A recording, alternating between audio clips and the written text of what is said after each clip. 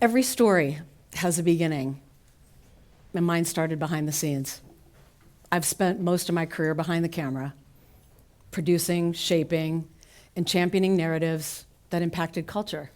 I've elevated stories, lifted voices, and helped others step into their light. I'm the former executive vice president of NBC, and I've been a producer for more than 2 decades. I developed and helped launch shows that are cultural landmarks: The Office, Ugly Betty, and The Tudors. I championed those stories in the trenches from start to finish and helped shepherd them across screens around the world. But I rarely stood in that spotlight myself. Not fully, not like this. Because it wasn't built for women like me, with a voice and a vision and the ambition to lead. I work in an industry that is dominated by men who didn't know what to do with a woman vying for real power. Just getting in the room was a good, hard fight. And once I was in that room, it was really easy for someone else to take the credit, to talk over me, to make me feel like I should just be grateful to have a seat at that table. But over time, it turned into a kind of armor for me, and I started to feel this pull. You see, for years, I've given notes, thousands of them, guiding writers through their most vulnerable, painful, and brilliant pages. But I never picked up the pen myself until the writer's strike in May of 2023. And that's when the world of storytelling went quiet, and I finally had the space and time to hear my own voice. And in that stillness, I was called to write, not for a show, not for a pitch, not for notes, for me. And in that moment, something shifted. It wasn't about writing, it was about reclaiming and owning my voice. Not the one that I'd shaped for others, but the one that had always been mine. And so this isn't a confession, it's something quieter, more sacred. A moment of standing still, shoulders back, and heart wide open, and finally seeing myself fully and clearly in all my vulnerability and in my truth. Because this voice, this just didn't appear one day. I built it through every hard lesson, through every brave choice, and every promise I kept to myself. Every failure rewired me into someone smarter and wiser and more competitive, and is the result of showing up again and again, especially when it felt impossible. In boardrooms where I was underestimated, and sound stages when everything was falling apart, and in moments of doubt when I had no choice but to speak up. There was no room for weakness. So I didn't find my voice, I earned it. And this face, these lines, they're a part of my beauty. They hold experience and mischief, defiance and grace and love.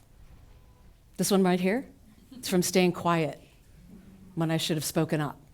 This one right here, it's from laughing at people who told me I'd never make it in this business, that I was too green, too ambitious, that I should wait my turn, sit down and stay quiet.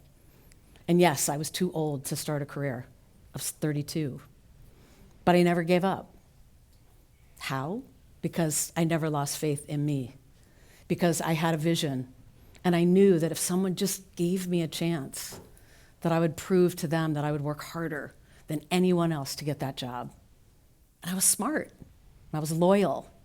And so I kept showing up, sometimes scared, sometimes heartbroken, but always determined. I didn't let anyone else's doubts become mine.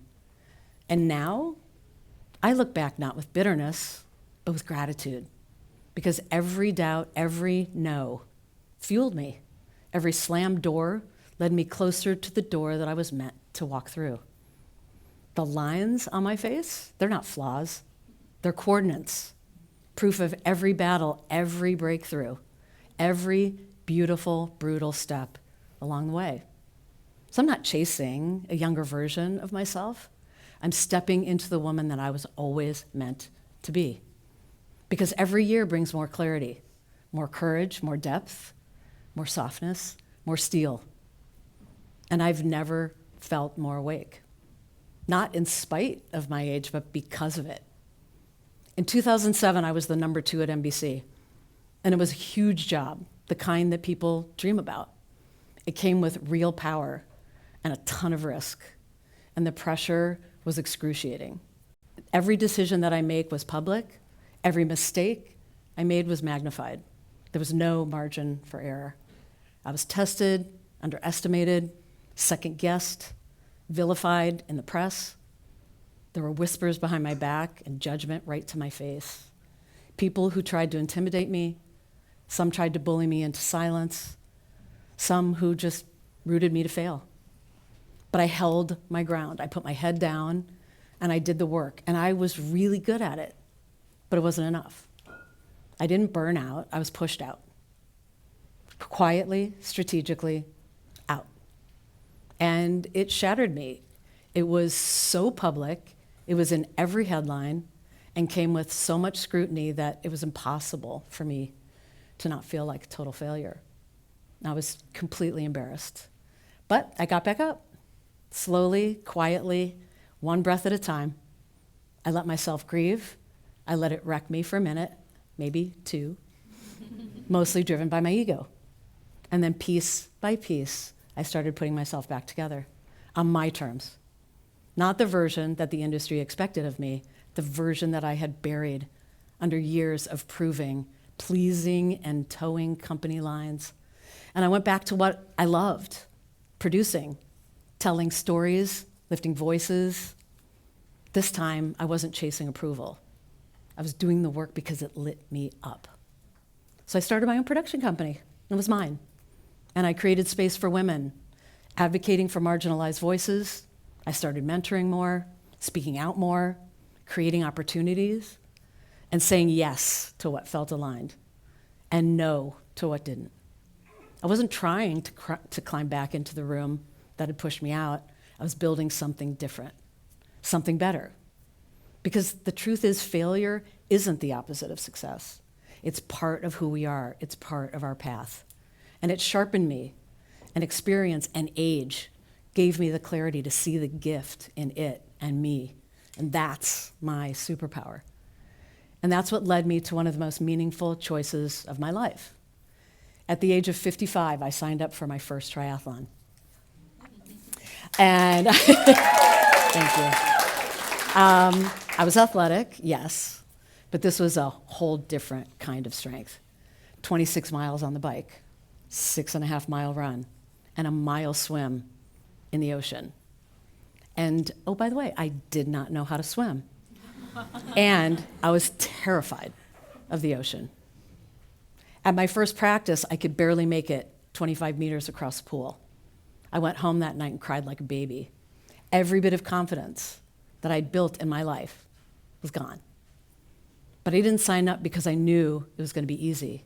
I signed up because I needed something bigger than my grief to hold on to. You see, my mom had lost her battle with lymphoma, and I was devastated for myself and for my family. And I was drowning in her loss. And so I trained through that fear and through the fatigue and through all those failures. And there were days that I didn't think I was going to make it. I'd work 14 hours a day. I'd get in that pool at 8 p.m.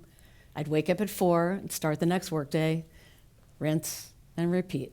And there were days my body gave out. The training was brutal, physically and mentally, but I kept showing up. Not because I was fearless, but because walking away wasn't an option.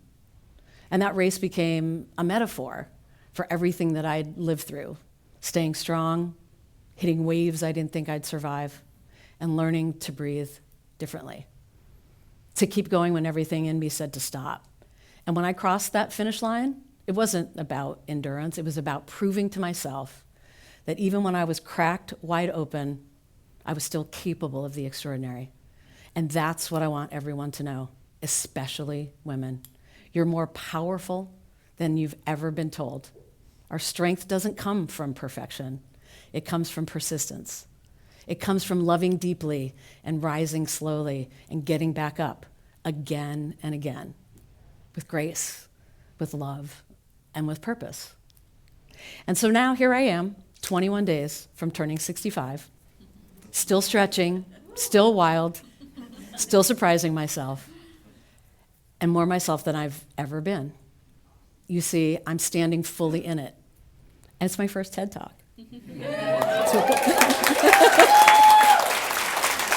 And it's scary.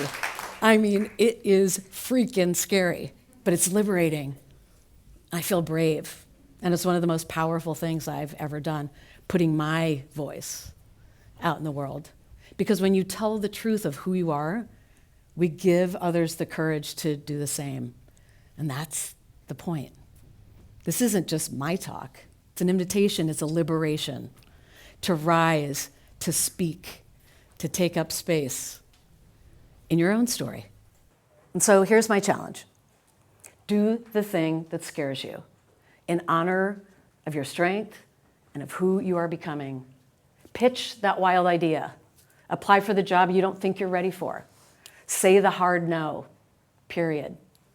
Ask for more. Ask for help. Book the trip.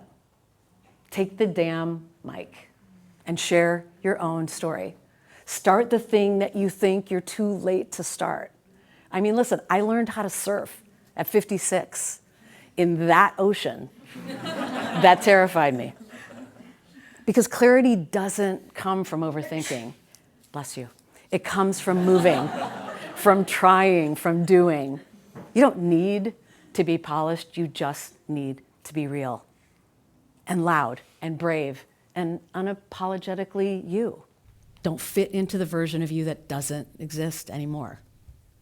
You've already outgrown her. Thank her for her time.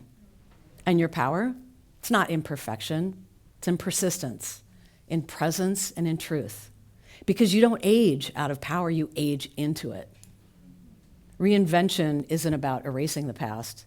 It's about reclaiming the place in the present, now, here.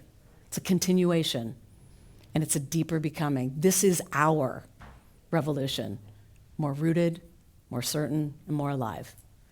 These lines on my face, they're a badge of honor. They hold more than time. They hold stories and triumphs, heartbreaks, and hard-earned wisdom, and a lot of love. They're not flaws, they're a roadmap of where I've been, of what I've risked, of how I've lived and how I've loved, and how psyched I am to keep creating and building. This isn't a makeover, it's a masterclass. I didn't come here to fade, and neither did you. So stop asking if you're ready. Just do it. Start now, start messy, start as you. Let them whisper, let them watch, let them call it aging. We call it rising, because this power, it's been earned, and so has yours. Thank you for showing up. I see you, I'm grateful for you. Thank you for seeing me. Now please go tell your story. Go light it up. Thank you.